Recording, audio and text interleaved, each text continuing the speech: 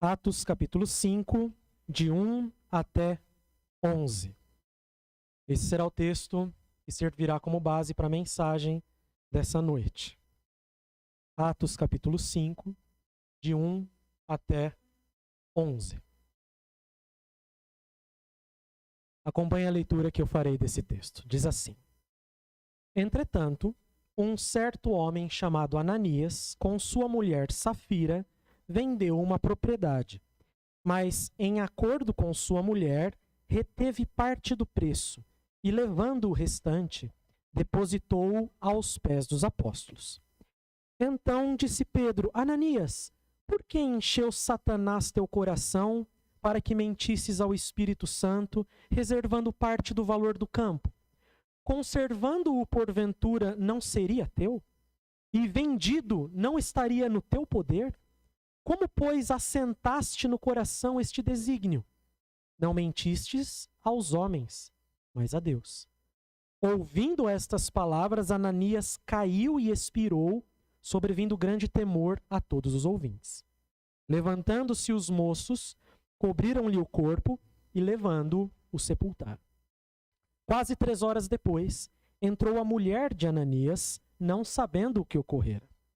Então Pedro, dirigindo-se a ela, perguntou-lhe: Dize-me, vendeste, portanto, aquela terra? Ela respondeu: Sim, portanto. Tornou-lhe Pedro: Por que entrastes em acordo para tentar o Espírito do Senhor? Eis aí à porta os pés dos que sepultaram o teu marido, e eles também te levarão. No mesmo instante, caiu ela aos pés de Pedro e expirou. Entrando os moços, acharam-na morta e, levando-a, sepultaram-na junto do marido. E sobreveio grande temor a toda a igreja e a todos quantos ouviram a notícia destes acontecimentos. Até aqui. Vamos orar mais uma vez? Senhor Deus, nós temos a Tua palavra aberta em nossa frente e carecemos da iluminação do Teu Santo Espírito para compreendê-la, para que, entendendo-a, ela também nos transforme e nós vivamos para a Tua glória. Ajuda-nos, ó Pai. Tem misericórdia das pessoas que estão aqui agora e que vão ouvi-la, de cada um de nós, para que sejamos transformados e aprendamos a viver para Ti como o Senhor deseja. Essa era a nossa oração em nome de Cristo. Amém. Esse é um dos textos do Novo Testamento de maior dificuldade que nós temos. Esse é um dos textos do Novo Testamento, eu vou repetir o que eu disse, de maior dificuldade que nós temos. Dentre tantos textos da Escritura, esse texto de Atos capítulo 5 apresenta inúmeras dificuldades. Então, qual é o meu papel aqui hoje? É não causar mais dificuldade ainda, não é? Já que o texto é muito difícil, eu não posso atrapalhá-lo. Eu não posso causar mais dificuldades ainda. Eu preciso ajudá-los a compreender esse texto. Pois bem, lembre-se que nós estamos fazendo uma exposição sequencial no livro de Atos. Lembre-se que Lucas tem relatado as bênçãos e as coisas boas que a igreja tem passado. Nós terminamos então na semana passada falando que o coração de toda a igreja era um, eles dividiam as coisas que tinham, eles tinham sinceridade e verdade naquilo que viviam. No entanto, ao mesmo tempo, a igreja daquele momento não estava isenta de hipocrisia. Então Lucas ele relata tanto as coisas boas que a igreja passava e que ela produzia, quanto as coisas ruins que ela precisava administrar. Essa é uma dessas dificuldades que os apóstolos e aqueles homens do Novo Testamento tiveram de dificuldade no meio da igreja. Nós falamos um pouquinho que a igreja na semana passada já se encontrava como uma multidão. Em Jerusalém começaram com 120 pessoas, 12 apóstolos mais 120. Aí daqui a pouco já são 3.000 batizados, daqui a pouco são 5.000 batizados. Então nós esperamos que a igreja cresça, mas com a igreja crescendo, nós também não devemos nos surpreender que os problemas surjam em seu meio. Essa é uma matemática simples que eu e você devemos nos lembrar, meus queridos irmãos. Eu vou dar um exemplo simplérrimo do que acontece hoje. Pela graça de Deus, todos nós estamos acomodados nos nossos lugares. Quer ver um problema legal e bom da gente resolver? Aparece mais 50 pessoas para entrar aqui e ouvir a palavra. Como é que nós vamos fazer? Eu não sei. Um vai como olhar para a cara do outro, vai se descabelar e o outro fala, rapia, agora meu Deus, vou descer cadeira. Eu não sei como a gente vai resolver. Mas esse é um problema excelente de ser resolvido. Nós temos mais pessoas que lugares dentro do lugar para ouvir a palavra de Deus. Esse é um problema maravilhoso. Vai ter que ser resolvido. Agora, Lucas, depois de relatar problemas bons de serem resolvidos, ou seja, havia pessoas na comunidade que precisavam de ajuda e a igreja se dispunha a ajudar, agora ele relata problemas que a comunidade sofria. Problemas que advinham do crescimento da igreja. Assim como nós hoje, irmãos. Se nós esperamos que a nossa igreja cresça, não deixe de pensar que em crescendo em número a igreja, cresce em número também os seus problemas. Entretanto, por que entretanto? Porque Lucas está fazendo um contraste com Barnabé. Lembra que Barnabé foi pego como um exemplo específico de ter vendido um terreno e depositado o dinheiro aos pés dos apóstolos para auxílio mútuo da igreja. Então, ele está dizendo que das pessoas que estavam lá e que sinceramente entregavam suas posses, seus bens ou o dinheiro adquirido com eles para a administração dos apóstolos e o suprimento de necessidades da igreja, ao mesmo tempo que havia pessoas sinceras fazendo isso, havia também pessoas hipócritas fazendo a mesma coisa. Entretanto, certo homem chamado Ananias, com sua mulher Safira, vendeu uma propriedade. Mas, em acordo com sua mulher, reteve parte do preço e, levando o restante, depositou aos pés dos apóstolos. Qual é o grande problema aqui, meus queridos irmãos? O grande problema aqui, meus queridos irmãos, está envolto em alguns pecados que estão interligados. O primeiro deles é a fraude, explícita fraude. É você declarar uma coisa tendo, na verdade, recebido outra. Esse é um grande problema de fraude. Essa é a primeira coisa. Mas o segundo problema, e eu quero que vocês encarem isso, porque a vida da igreja passa por isso, é um tipo de pessoa que se aproxima da igreja para, na verdade, tentar tirar vantagem dela. Como assim, pastor? Tirar vantagem dela? É o tipo de pessoa que se aproxima da igreja não com um coração sincero para ajudar os outros, mas ele se aproxima da igreja para aparecer no meio dela. Você pensa que não é igual hoje, meu querido irmão? Aparece alguém aqui, entre nós, um Barnabé, e deposita uma grande quantia de dinheiro. O que a gente vai fazer? Rapaz, você viu o Barnabé? Olha, meu irmão, bênção Barnabé, Deus te abençoe. Olha que maravilha. Fiquei sabendo que era tanto. Sabe esse tipo de conversa? E provavelmente o coração de Ananias e Safira não desejava servir a Deus com os seus bens. Não desejava servir a igreja com seus bens, mas desejava o prestígio de ter dado algum valor considerável para que a igreja também reconhecesse Safira e Ananias como pessoas de bom coração. Não, estou doando aí para, olha, ajudem como for necessário. Não, é só uma parte. Não, olha, realmente. Meu querido irmão, primeira lição que eu e você precisamos aprender. Deus jamais aceita fraude, isso é evidente. Jamais aceitaria fraude. Mas Deus também não aceita corações hipócritas. Ele não aceita. Ele não aceita que pessoas se aproximem da igreja ou dele com intenções escusas. Com intenções que são julgáveis. E aí reside o grande problema de Ananias e Safira. Eles se aproximam da comunidade, provavelmente desejando obter prestígio e não para servir a Deus com os seus bens. Nós vamos perceber pelo texto que o problema, no fim das contas, não é a quantidade que eles deram. O problema é mentir sobre a quantidade. Se eles tivessem vendido o terreno e dessem metade, dizendo, nós vendemos o terreno, ficamos com metade e metade nós estamos dando para a igreja. Não haveria problema algum nesse sentido. Mas você percebe como um pecado leva ao outro. Um abismo chama outro abismo. Normalmente, quando nós estamos afastados de Deus e desejamos agradá-lo, nós vamos nos metendo em mais abismos ainda, ao invés de usar o caminho verdadeiro, que é o quê? O arrependimento, a confissão e o reconhecimento de quem é Jesus. Esse é o caminho verdadeiro. Nós vimos em Hebreus, não há outro. Não há outro caminho, meu irmão. Você não vai se aproximar de Deus se você, como diz o apóstolo Paulo, sem amor, vender todos os bens que você possui e entregar para as pessoas. Isso não vai te aproximar de Deus. Não vai. E Ananias e Safira achavam que poderiam se apresentar diante de Deus tendo intenções que eram julgáveis, tendo intenções que eram deploráveis. As intenções não ficam explícitas, mas nós podemos cogitar quais elas eram.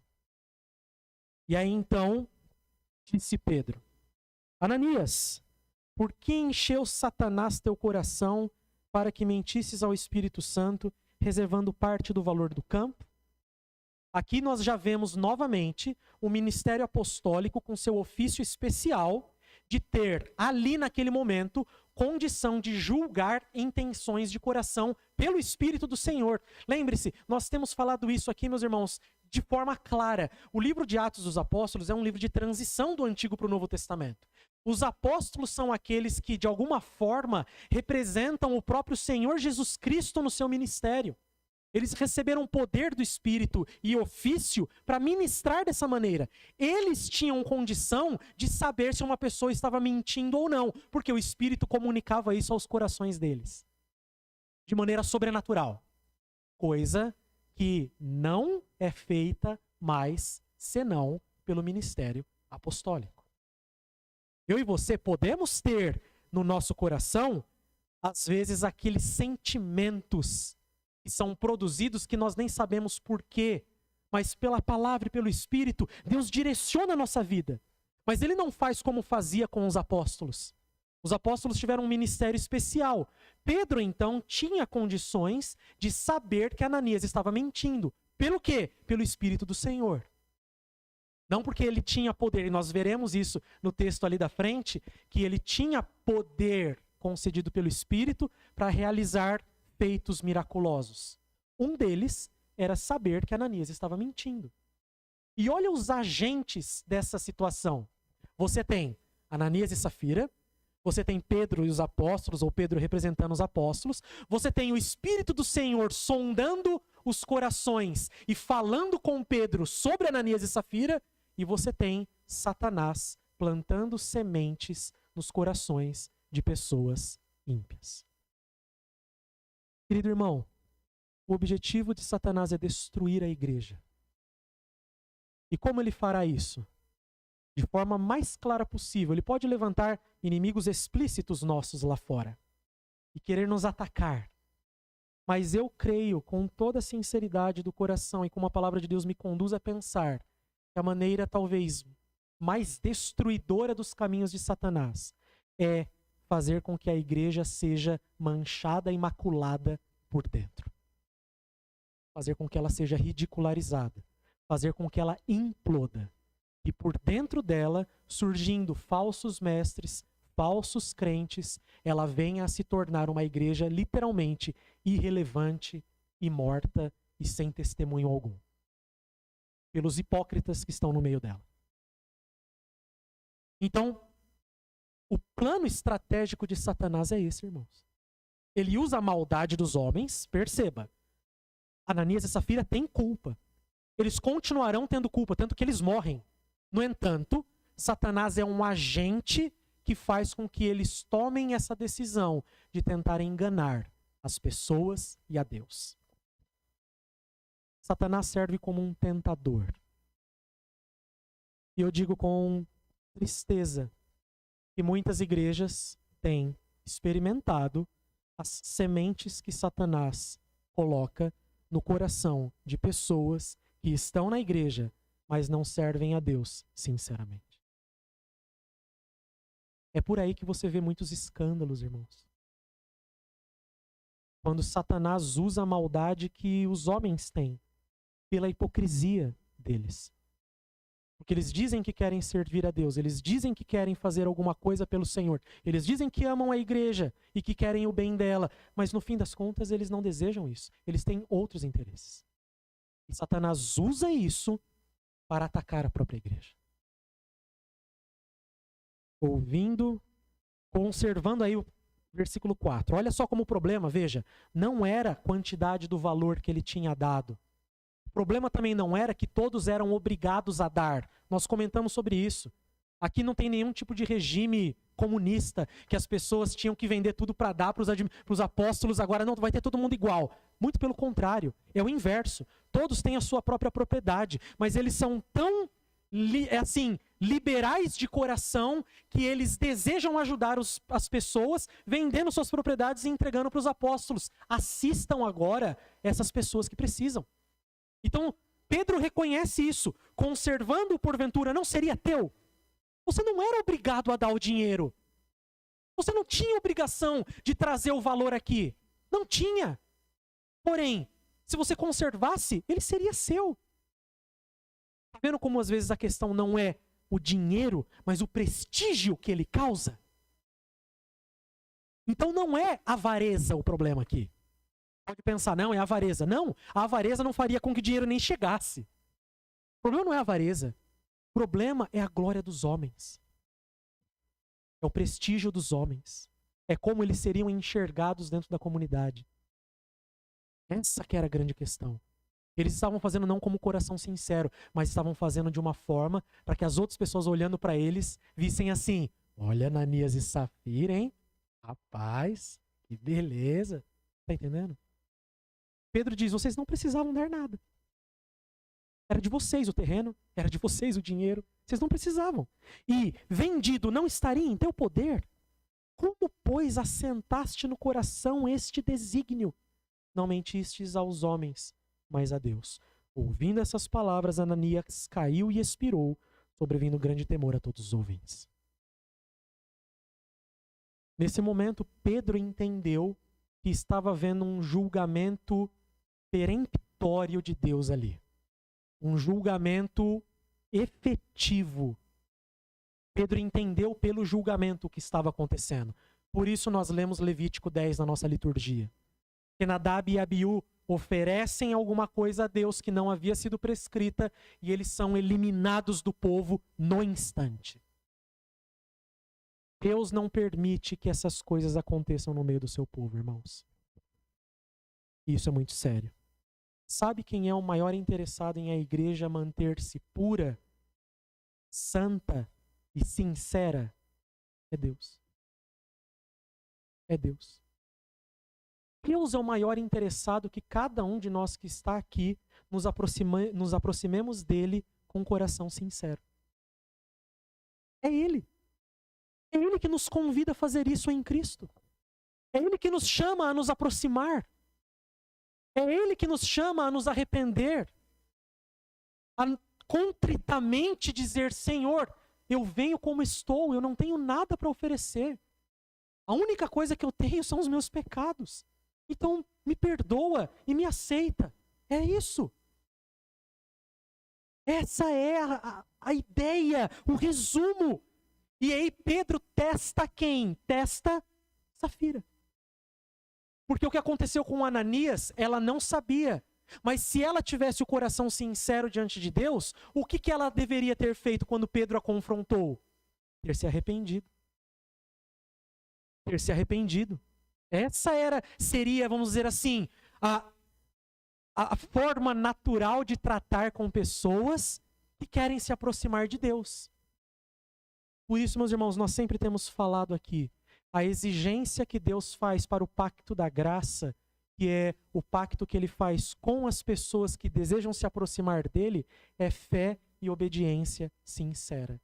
É isso que Ele deseja. Fé e obediência sincera. Nenhum de nós vai se aproximar de Deus sem fé e sem obediência sincera. Nenhum. Porque Deus testa os nossos corações. Ele testa a nossa sinceridade. É isso que Ele faz. Isso tem que nos fazer questionar, meus queridos irmãos. Por que você está aqui hoje? É uma pergunta muito séria.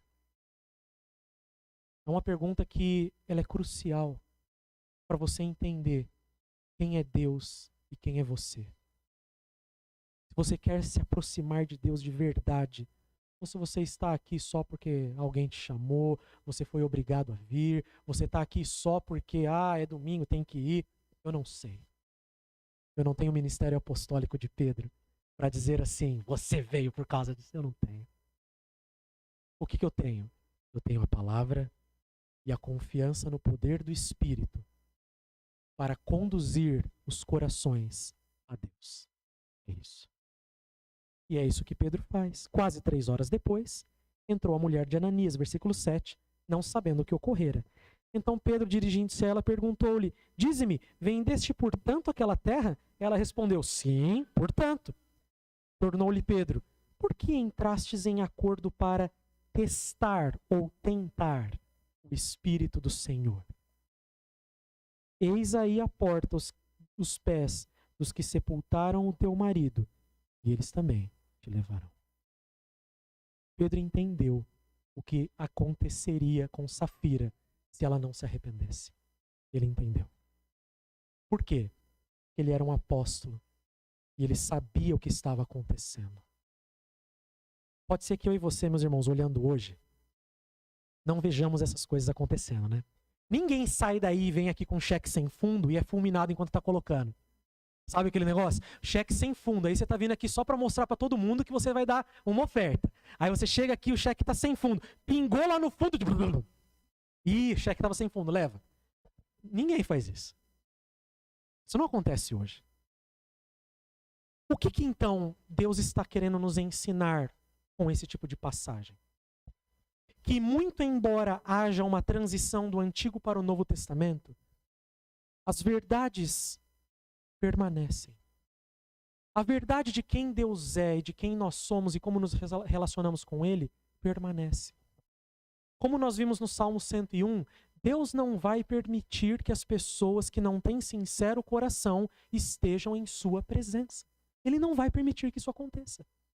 Você pode tentar enganar as pessoas e achar que está tudo bem, mas Deus não vai permitir que isso aconteça. Então você precisa, de verdade, no seu coração, questionar-se e pensar, eu estou sinceramente servindo a Deus? Porque é isso que esse exemplo tem que fazer conosco, tem que nos causar temor, tem que nos fazer olhar para o cântico, a começar em mim, quebra corações. Eu não quero saber da vida do outro, meu irmão. Porque o outro não é sincero. Não me importa nesse sentido. Eu não estou aqui para julgar a sinceridade de quem quer que seja, a menos que isso seja uma prova futura.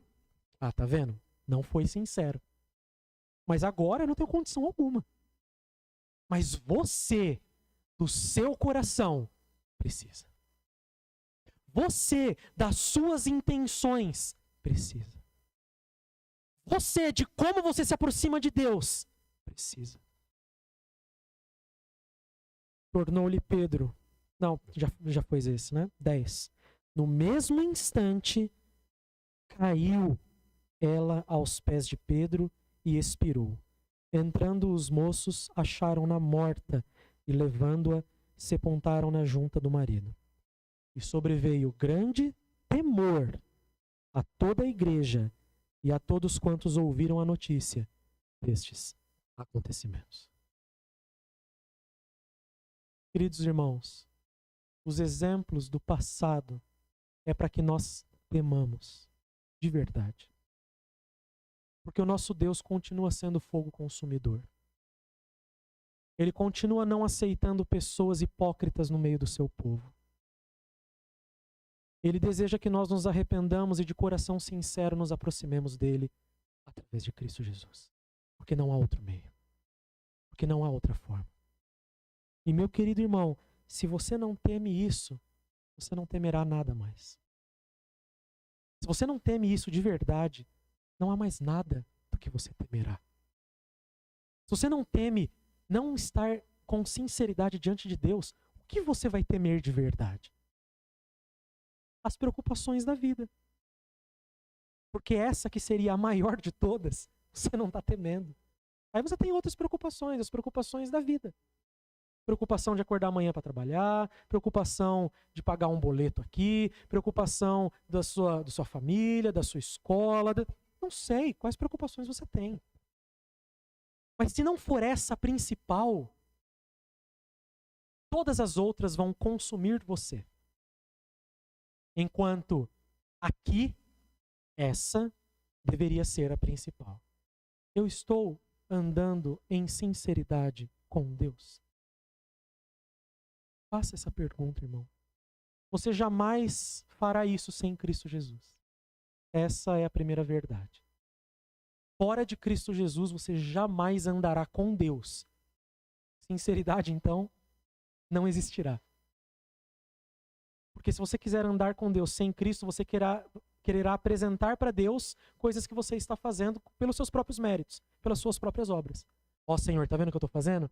Olha aqui, tá vendo o que eu estou fazendo? Olha aqui, tá vendo o que eu estou fazendo? Ó, eu vou vender um terreno e entregar o dinheiro lá na igreja, tá vendo o que eu estou fazendo? Ananias e Safira.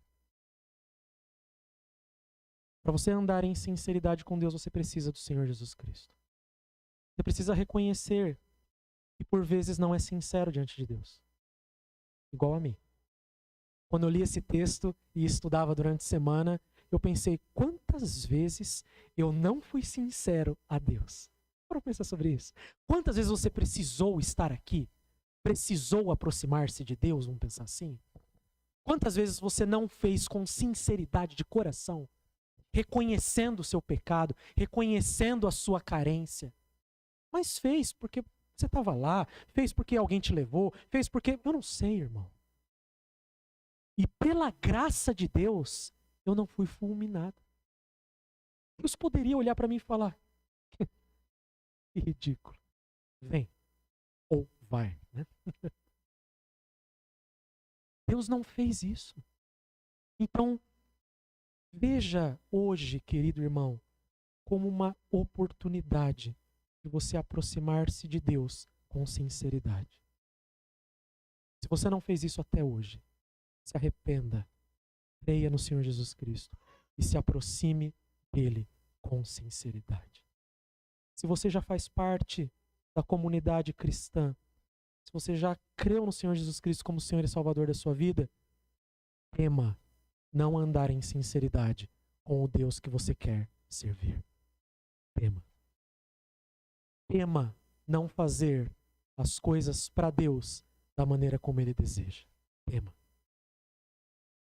Mas recobre forças, recobre ânimo, recobre energia olhando para Cristo. Recobre fé olhando para o Senhor Jesus Cristo e vendo que Ele serviu a Deus sinceramente, perfeitamente. E crendo nele, você também é chamado a servir a Deus com sinceridade de coração. Você vai falhar. Nós falharemos. Mas nós teremos um coração pacificado, nos arrependendo dos nossos pecados e olhando para o Senhor Jesus Cristo, como o único que nos permite e nos é dado para estarmos na presença de Deus, com o coração sincero. Ele é o único, não há outro. E lute para que você tenha sinceridade diante de Deus. Não faça com que a igreja se torne só mais alguma coisa na sua vida. Servir a Deus se torne mais alguma coisa na sua vida. Faça isso com sinceridade de coração. E aí então nós recebemos a promessa de que todos aqueles que andam com sinceridade diante de Deus em Cristo Jesus habitarão com Ele eternamente. Essa é a promessa que Ele faz. E todos aqueles que andarem com fidelidade diante de Deus e sinceridade serão recebidos. Serão aceitos. Por causa de Cristo, mas porque buscam viver uma vida com sinceridade diante de Deus. Reconhecendo seus pecados, se arrependendo deles e caminhando para obedecê-lo, para viver uma vida que o agrada. Deus assim nos abençoe. Amém. Vamos ficar em pé e vamos orar?